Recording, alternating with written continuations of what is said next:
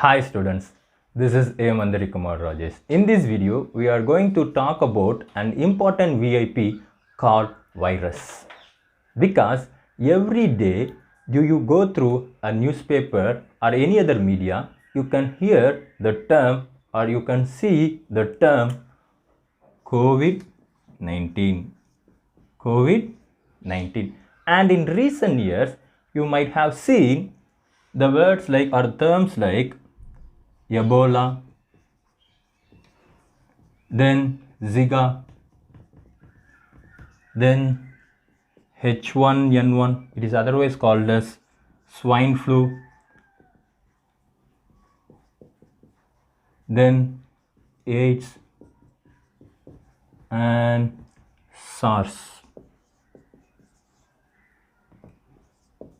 So these are all serious entities which can cause disease in human beings and as well as in animals, and they are considered as, and that viruses are considered as biological puzzle, and viruses are considered as biological puzzle. The reason is still a debate is going on whether the viruses are living or non-living. That is why they are called as biological puzzle or biologist puzzle or biologist puzzle. So in this video we are going to discuss virus which connects the living and non-living world. So in this video we are going to discuss virus which connects the living and non-living world. Before that, I would like to give you some interesting facts about these viruses. First, I go with Ebola. Ebola virus. Actually, Ebola is a river which is streaming in Congo country. Ebola is a river. Ebola is a river which is streaming in Congo, which is streaming in the country Congo. So it was first discovered in that place. That is why it named as Ebola virus. It is named as Ebola virus. Actually, it was discovered in reported in the year 1967. 1967. It can affect. It can cause disease in human beings and non-human primates.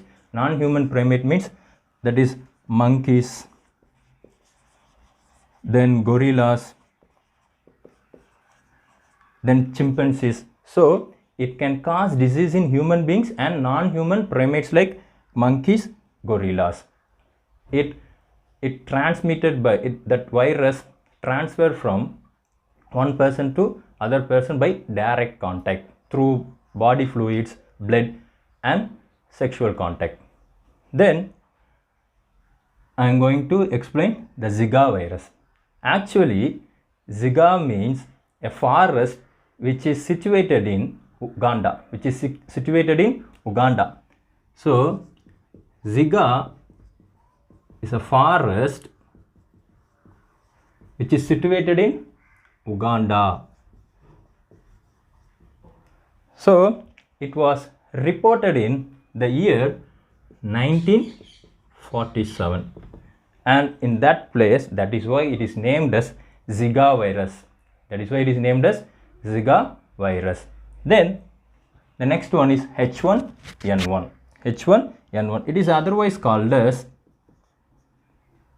swine flu and pig influenza.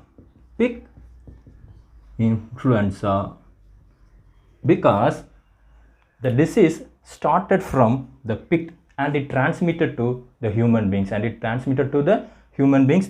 the H1N1 is a pandemic disease. Like COVID-19. Now I am going to tell about the COVID-19. Actually, COVID-19 stands for CO means, wait a minute.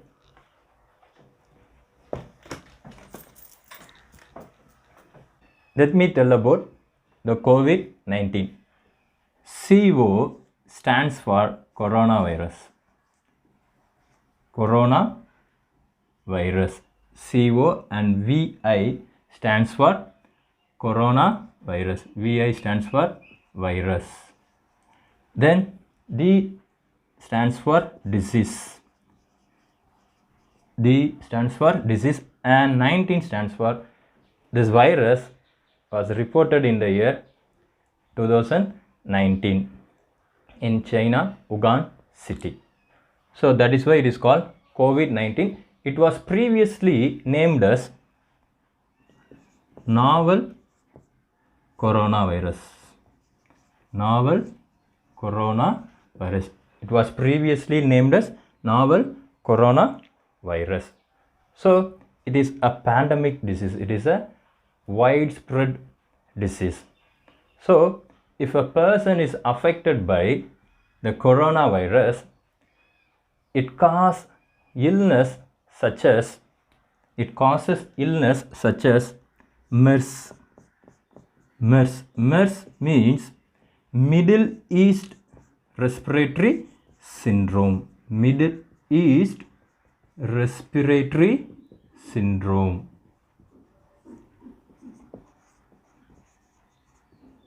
Then it causes SARS. It causes SARS. SARS means severe acute respiratory syndrome. Respiratory syndrome. So you can find in these two syndrome, it affects respiratory system. It affects the respiratory system. So if a person is affected by the COVID-19, that virus which affects our lungs, that respiratory system, so they are not able to breathe easily, so they feel suffocation while breathing. Then I am going to tell about one of the disease which is caused by the coronavirus, that is called pneumonia. That is called pneumonia. Pneumonia. Pneumonia is a disease which affects our lungs, our respiratory system. Normally we inhale oxygen rich air. Normally we inhale oxygen rich air, and that air is enter into our lung and it enters into alveoli. Alveoli. So oxygens are enter into the alveoli. Alveoli is surrounded by blood capillaries. Surrounded by blood capillaries. So this oxygens are diffuses into blood capillaries and enters into blood, and it enters into blood. This oxygen enters into blood. But unfortunately, we inhale sometimes the microorganisms, and it enters into the alveoli,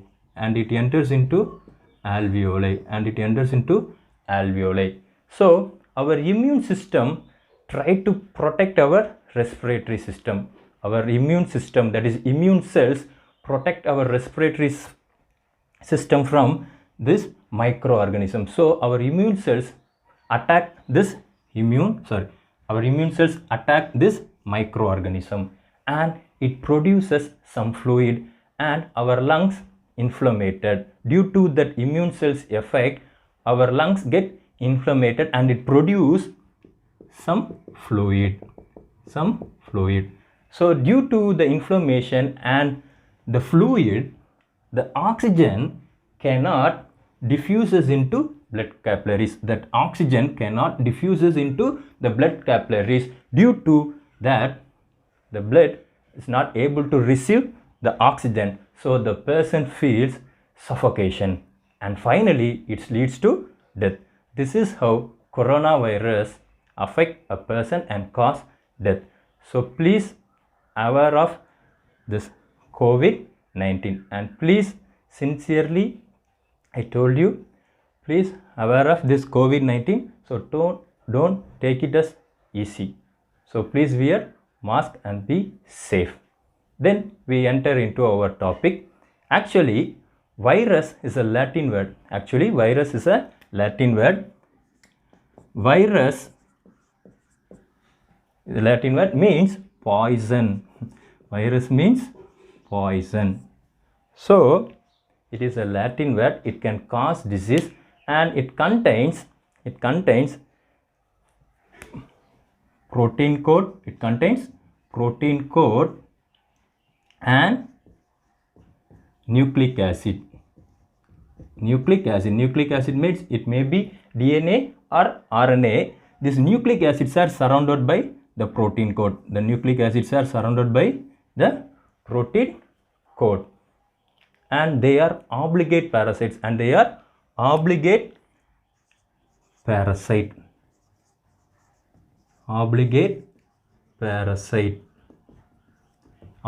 intracellular parasite.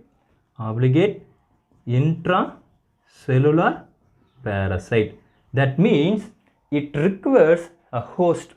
That means it requires a host to multiply. Otherwise, it remains like a substance or a chemical or a particle around the environment. When it enters into a human body or a host cell, it can multiply. So they need a host to multiply. So they are called as obligate intracellular parasite. Then I am going to tell about, and it contains nucleic acid, either DNA or RNA. Then the study about virus, the study which deals with the virus is called virology. The study which deals with virus is called virology. Then I am going to tell about milestones in virology. Let me tell about the important milestones in virology. In 1796, Edward Jenner used vaccination for smallpox. In that vaccination, he introduced heat-killed virus. The heat-killed virus, they are avirulent. So that avirulent virus enter into that body, and it produce antibodies which immune against our body, immune against that particular virus, and that is called vaccination. So in 1796, Edward Jenner used vaccination for smallpox. In 1886, Adolf Meyer demonstrated infectious nature of TME using sap of mosaic leaves. So the infected leaves shows the spots or smears, they are in fluid form. Then 1892, Dmitry Ivanovsky proved that the viruses are smaller than bacteria. That means viruses are ultra microscopic. Then 1898, M.W. Bejernik defined the infectious agents in tobacco leaves are Contagium vivum fluidium. That means if any organism make contact with that fluid, it may cause disease in that individual. Then in 1915, F.W. Twert identified viral infection in bacteria. So virus can infect the bacteria. Then in 1917, D. Hurley coined the term bacteriophage. Phage means eating. That means the virus can infect the bacteria and it can eat that bacteria. That is why it is called bacteriophage. Bacteriophage means virus. Bacteriophage means virus. So it can infect the bacteria and it can kill the bacteria. That is why it is called bacteriophage. Then in 1935, W.M. Stanley, who crystallized the virus. So that's all about the milestones in virology. Now I am going to tell about size and shape of virus.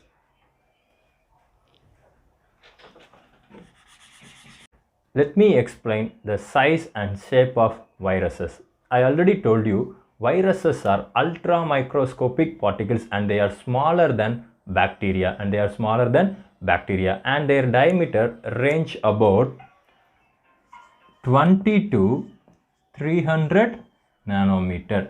1 nanometer is equal to 10 to the power of minus 9 meters. So imagine their size. diameter. Then generally viruses are classified into 3 types based on their shape and symmetry. And they are cuboidal or icosahedral symmetry. Then the second one is helical symmetry. Then the third one is complex symmetry or atypical symmetry. Atypical means they are not normal, they are abnormal. So atypical symmetry. So example for cuboidal or icosahedral symmetry is adenoviruses. Then example for helical symmetry is TMV, that is tobacco mosaic virus. Then the example for complex or atypical symmetry, T4 bacteriophages.